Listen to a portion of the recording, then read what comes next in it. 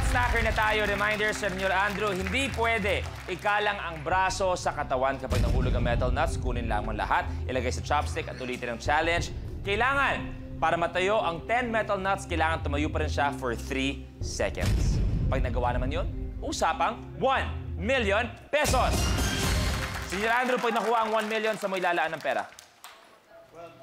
Siyempre, just like before, nung mga nananalo din ako kahit paano sa mga game ng ABS-CBN, naiaano ko doon sa mga institution, charity institution, probably.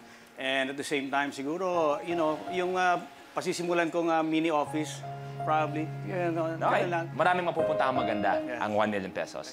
Extreme Nutstacker, ang medyo hadlang sa 1 million. Tandaan, bawal ikalang. 3 seconds nakatayo. Good luck. Ay, thank you. You have a minute to win it.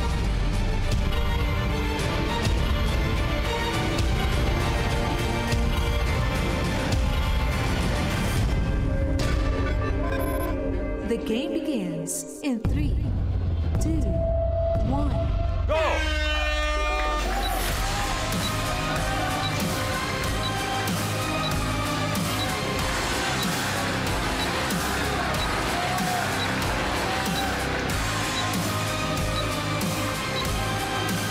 Dalawa.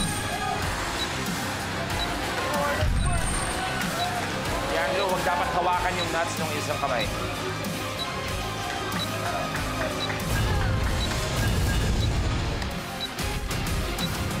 30 seconds. Hindi mo hawak yung pantalan sa ito ba? 20.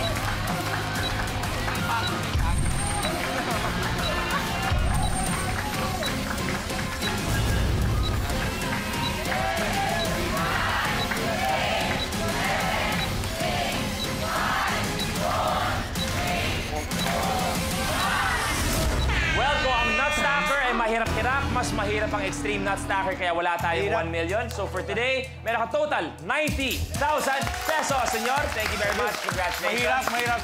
Pero magsasama pa naman tayo. Okay. Magsasama ang best of the best, yung ultimate last man standing. I congratulate myself. Isa pang pagkakataon for 1 million pesos. Thank you so much. Salamat. Minute to minute, I congratulate myself. Thank you so much. At sa lahat na nandito sa studio na support, thank you so much. Salamat. Players, samahan niyo na kami dito. Ito ang balita dyan. Players, reminder sa inyo, bukas, last chance. Last chance na makasama sila sa Ultimate Last Man Standing. Kaya kailangan bumawi kayo, pahinga, para makapag-recharge, mag-practice ng mabuti.